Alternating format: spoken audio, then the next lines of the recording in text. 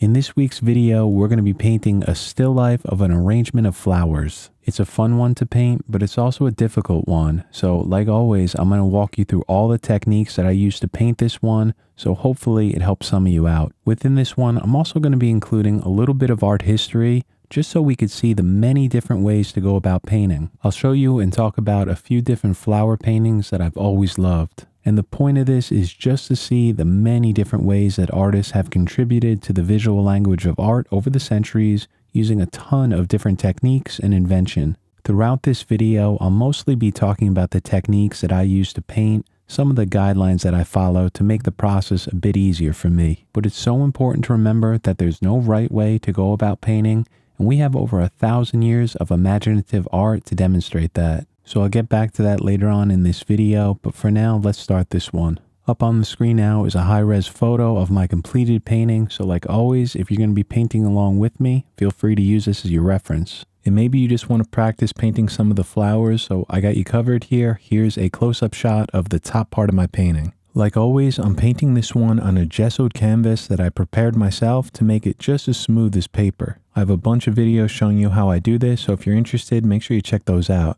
The gesso not only fills in the weave of the canvas to smooth it out, but it also allows me to soft erase into the paint. And this is very important for the techniques that I'll be using. If you don't want to set up a canvas, there's nothing wrong with using paper, but I personally have never been a big fan of the synthetic papers like Yupo. They just erase too easily and don't give you the control that you can get on a gessoed surface. Instead, I'd recommend using a high quality natural paper made out of cotton. Sometimes these are referred to as rag paper, or any type of decent illustration board or wooden panel. The nice thing about these substrates, canvas, rag or cotton paper, and wooden panels is that they're archival. They've been used for hundreds of years and are tried and true. Whichever substrate you choose to work on, I would just recommend adding a layer or two of gesso. This will give you a clean, white surface to paint on, which will allow you to soft erase. So my painting on the left side of the screen is 2 feet by 2 feet. I drew it out using a grid on a separate piece of newsprint and transferred it over to the canvas using graphite powder. It's kind of similar to the old school technique of pouncing using charcoal.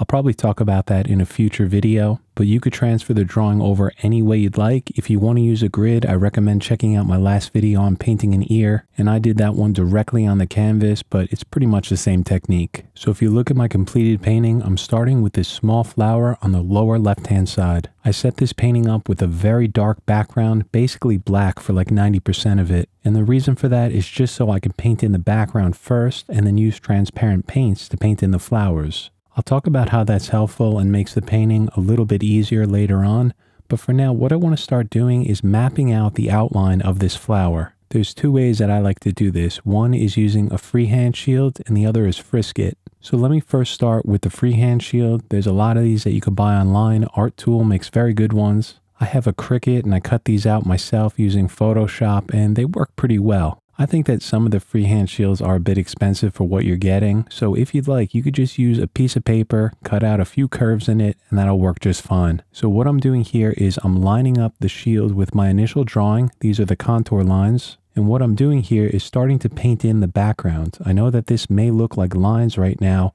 but another way to think of it is that this is a transition point, a transition between the flower itself and that black background. The paint that I'm using for this is Createx Illustration. It's a very nice high quality paint, and the color in my airbrush right now is sepia directly from the bottle. Sometimes when I'm using a shield, I like to use a lighter color like sepia rather than black. I find that it's just a little bit more forgiving. What I mean by that is if I accidentally spray a little bit too far or I have my shield in the wrong place, it's much easier to remove a small amount of a lighter paint than it is to remove a large amount of a darker paint. So shields will work just fine for those outlines that transition between the flower and the background, but one thing about them is they can be a little bit slow. So another way to paint in this transition point is to use some Frisket film. I usually buy this stuff in large rolls. There's a lot of good brands, but to be honest, I usually just buy the cheapest one that's available. And then I'll use an X-Acto blade. This is a standard number 11, and I'll just work my way along the outline using a very light amount of pressure. The gessoed canvas underneath is very tough. You're not going to have to worry about cutting into that or damaging it, but you don't need much pressure at all to cut through Frisket film, especially if you have a sharp blade.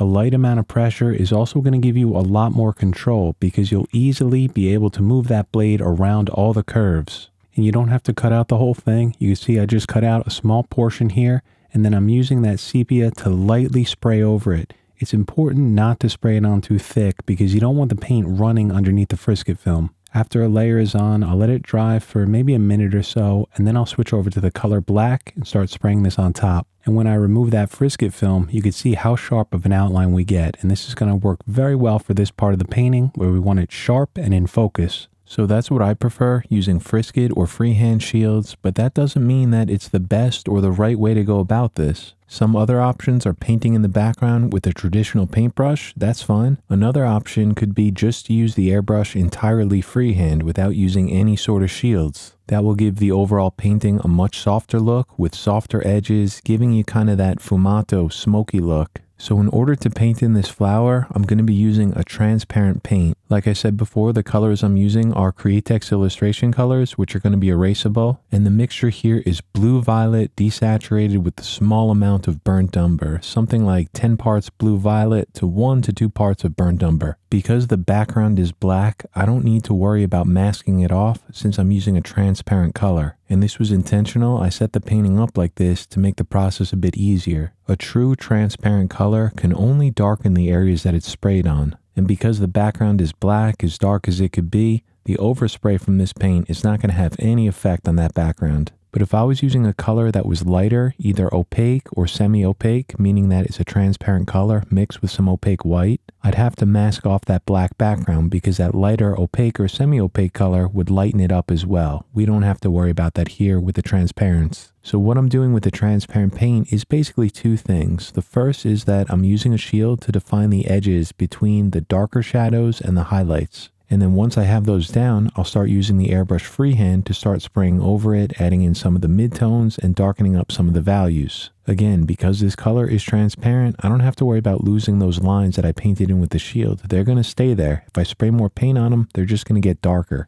Right here, there's a dark shadow, so I line up my shield with it, spray the paint on to get that in nice and sharp. But of course, not all transitions between values are going to need to be this sharp. There's an area right here that's a little bit softer, so I'll just paint this in freehand for now. Now this transparent paint is going to act as the shadows and the midtones. For the highlights, instead of using an opaque, what I like to do is use an eraser to erase them out. I'll add in a few more shadows and then I'll switch over to an ink eraser. These are a lot more aggressive than traditional erasers and do a great job at erasing into that paint.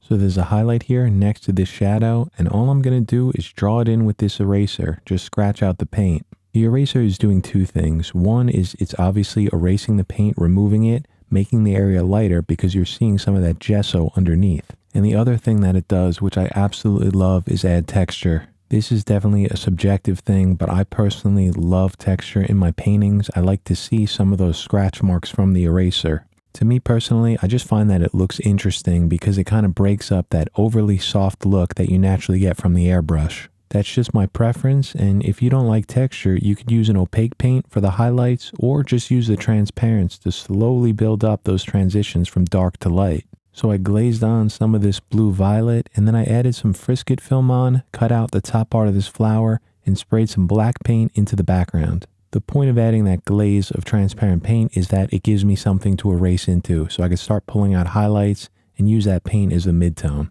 I'll start painting in some of these shadows first using a ripped piece of paper as my shield, just so that texture from the ripped paper transfers over to give me an interesting edge. And then I'll go back to my eraser and start erasing on the highlights where I see them. And the amazing thing about gesso is you can control how much paint you remove by how much pressure you use on the eraser. So if I want a part to be brighter, like some of the areas in here, I just apply more pressure to that eraser, go over it a few more times. That'll remove more paint, make it lighter. So that's the first flower done. We'll have to adjust some of the shadows in it later, but this is the basic idea and the techniques that I'm using. It's a pretty simple process, but it's slow. It takes some time. You have to work on the background first, get everything set into place, and then slowly work on one petal at a time, adding in those shadows, the midtones, and then the highlights with the eraser. The next flower is this one all the way on the left, and I'm going to use Frisket film here just to make this a little bit quicker. Just like before, I'm using a number 11 X-Acto blade to cut it out, and then I'm going to use some of this black paint to start spraying in that black background. The color that I'm using here is Yellow Ochre, also by Createx Illustration. It's a transparent color, and they released this one a few years ago, so it's kind of a new addition to their lineup. It's always been one of my favorite colors in oil painting, but with this one, with the Createx Illustration, I noticed this is one of the few paints they make that just doesn't spray well. It's possible that I just got a dud bottle where maybe the pigments weren't ground or sheared as well as they could be. I'm not quite sure. But it's also my second bottle, and it's the same thing as the other one, so I'm not sure if I'd recommend this specific color. I like it very much, but I just have a very hard time spraying it. So I sprayed this color down an even coat across this whole flower, which is going to basically act as the midtone and give me something to erase into. For the shadows, the color that I'm using is Burnt Umber, and just like before, I'm going to be using a freehand shield to spray these in. I line up the shield along the edge of a petal where I see the shadow is going to start behind it, and then I spray it in. And for anyone new who's just starting out and getting into transparent colors, it's important to understand that the more you spray, the darker it's going to get. So with these transparent colors, I control my values, meaning how dark and how light everything is, just by how much paint I spray. If I want something darker, I spray more. And this is very similar to graphite or charcoal drawing, where you add some of the values down first, and then you use the eraser to pull out some of the highlights. You could also use that eraser to blend the highlights by using more pressure to make them lighter, and then as you start going into the shadow, you use less pressure, so you get a gradient from very bright to a mid-tone to dark. And the nice thing about the airbrush is that you don't have to use a separate tool to blend the paint like you do with graphite, charcoal, or oil paint. An airbrush atomizes and sprays paint, so it's naturally going to give you a soft transition between values. But a lot of times those gradients are too soft, so that's why you'll see me using Shields, Frisket, and erasers. And now I know that this is painting, but what I feel like I'm doing here is just drawing. I'm drawing with the airbrush and the eraser. You can see that some of my pencil lines are visible underneath this transparent paint. I kind of use that like a cheat sheet so I could see where my values start and stop. And of course, the other tool that I always love to use is an electric eraser. Any type of electric eraser will work fine. The one I'm using here is called the Sumo Grip, and what I do is I use it to erase out very small specular highlights. I don't want these to be pure white, but I still want to erase out a good amount of paint. So what I'm doing is kind of just holding, kind of floating the electric eraser right off the canvas. And then I just lightly touch it to the canvas and move it around where I want to remove paint. You definitely get some control with the electric eraser, but you just have to understand that it's pretty aggressive, and if you press too hard, it's going to remove pretty much all the paint. As I'm painting, you'll constantly see me switch off between the two, but most of the time I'm using the stick eraser because I get a lot more control with it. My favorite shield of all time is free. You can make it at home right now. It's just a ripped piece of paper. When I spray over that ripped paper, that texture gets transferred over to the canvas, so I get a sharp line, but it has kind of a deckled edge to it, so it's not perfectly smooth or straight. So what I'm doing here is working my way up this flower, just using that ripped piece of paper as the shield, and again, I'm using the color Burnt Umber for all of this. Once those shadows are down, right back over to the eraser, mainly the stick eraser, to start pulling out the highlights and adding in some texture. Now, another type of shield that I like to use a lot is just some blue painter's tape, 3M blue painter's tape. And what I'll do is I'll rip it so the edge is kind of deckled and has some texture to it. That's what I did up here for these two petals. Because it's taped, it's going to stay on the canvas so you don't have to keep moving it around. And then I could just spray in the black to get in that dark background. And the really cool thing about painter's tape is it's kind of like ripped paper and Frisket together because it sticks on the canvas just like Frisket, and you get that texture of ripped paper. And at this point, this flower is basically done. This is what it looks like a little bit farther away. The only adjustment that I'll do for this later on is that I noticed that the left side of this is a little bit too light at this point. So what I did toward the end of the painting was spray a small glaze of transparent sepia on the left side of the flower. You can see it on my completed painting on the left. That just helps to darken and push back some of those petals in the background. So the next flower that I need to paint is going to be one right in between the two that we just finished. And to paint this, it's the same technique of adding in that background first, that black paint, and then using that mixture of blue violet and burnt umber to paint in the flower. So instead of going through the same technique again, I'm going to use this point to segue into some art history so we can look at the many different ways to go about painting. So first off, one of the ways that I think about art is that it's essentially an expression, or in other words, an act of communication that's just more abstract than the language that we use in day-to-day life. It's universal, it exists between all cultures, and the artist will use it to express anything that he or she wants. Sometimes that expression is just for fun, something like making a cool looking painting or a pretty painting that others will like and maybe purchase. But the really, really good stuff, the art that I love the most, has a way of getting to the deeper parts of life that are nearly impossible to talk about through normal conversation. So for example, the ones that I love the most are pretty much the immortal ones, the ones we all know, writers like Shakespeare, Dostoevsky, and some of the Southern American writers like Faulkner, Flannery O'Connor, and Cormac McCarthy. And of course the painters like Caravaggio, Rembrandt, Cezanne, and Van Gogh. That's just a few. There's obviously many more that I love, but these are the artists that are after the questions that don't really have any answers. In other words, what it's like to be alive as a human being. With things like fear, love and loss, selfishness, courage, despair, compassion, all those human emotions that we witness and experience every day. These, of course, are the things that make us human, and the really good art has a way of capturing that and expressing it in things like philosophy, literature, music, poetry, painting, sculpture. And some of it has almost a magical quality to me where the artist almost makes you feel like you're inhabiting the consciousness of another. And this type of art that I'm talking about, the ones that I love the most, don't really attempt to solve the problems of life or to proselytize. Some of the greats even seem to be doubtful about the whole thing. What they do is give you a connection to others, and that transcends all different times and cultures. And a byproduct of that is that it can make you feel less alone. Art just seems to have a way of connecting us, and when you look at really great art in person or read a good book, you understand why art is universal and loved by so many. So I want to show you two flower paintings that I've always loved, and both of these are at the Metropolitan Museum in New York. The one on the left is by a painter named Clara Peeters, and she was a Flemish artist during the 1600s. The one on the right is from a very famous Dutch artist. This is Vincent Van Gogh's Irisis, and this was painted in the late 1800s. Just looking at these two side by side, it's obvious to see how different the styles and techniques were. And yes, both of these are oil paintings, but the subjects and the techniques used to paint them give off two completely separate expressions. I just love the dramatic lighting in Peter's work and how she was able to paint a still life in an incredible amount of detail, but also in a way that speaks to so much more than the techniques used. And now interpretation is a subjective thing, and I would never tell you what you should think of a painting. All I know is that I've always loved it, and it's a painting that means a lot to me. Unfortunately, a lot of Clara Peeters' life and biography is unknown. We do have over 30 of her paintings in museums and collections, and in my opinion, she's just one of those artists that doesn't get the attention that she really deserves. Either way, she was a fantastic painter and an amazing artist, one that you should check out. This next painting is another one of my personal favorites. This is Irisis by Vincent Van Gogh.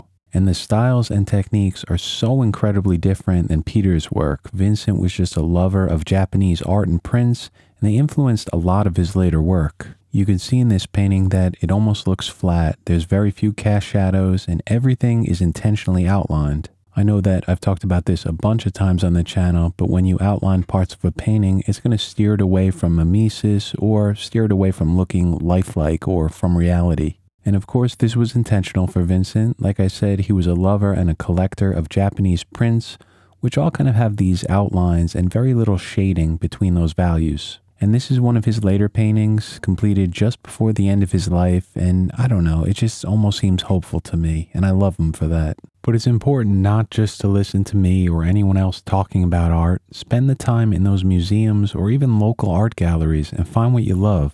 And it's important to see art in person because I guarantee you'll find at least one thing that means something to you. The beautiful thing about art is that there's so many ways to paint and observe, and there's never a right way or a better way than any other. It's an expression and an act of communication, and art ranges from movements like the Italian Renaissance to postmodernism, and all have their place. And the best part is you have a chance to see all of it and decide for yourself what's most important to you. So that's it for this one. That's where I'm going to wrap it up. And I just want to be clear that the reason I'm showing art history is just to show the art that I love, the art that I think is some of the best ever made. I'm in no way trying to compare my work, the stuff that I do here on this channel to these amazing artists. That would just be gross. I just want to show the art that I really love. In next week's video, it's going to be strictly a painting tutorial, and I'm just going to show you the techniques that I use to paint this one.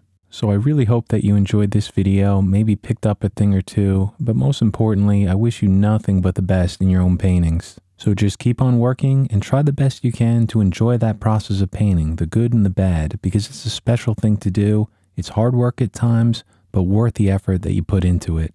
So thank you again. I'll see you guys back here next Friday and we'll continue on painting. But finally, before I go, I want to say thank you so much to the kind and generous people who help support this channel. I'd like to welcome the newest members to the channel, Symmetry, Chiwa, Radislav, J Mats, and Cyril. Welcome back. I'd also like to thank the incredibly generous support from the current channel members scrolling up on the screen right now. You guys are the best, and I just can't thank you enough. I'd also like to personally thank Marco, Jill, and Mike for the super thanks over the last few weeks. It's really nice of you guys, and I greatly appreciate it. I hope all of you are having a great week, having a fun time painting, and I'll see you back here next Friday.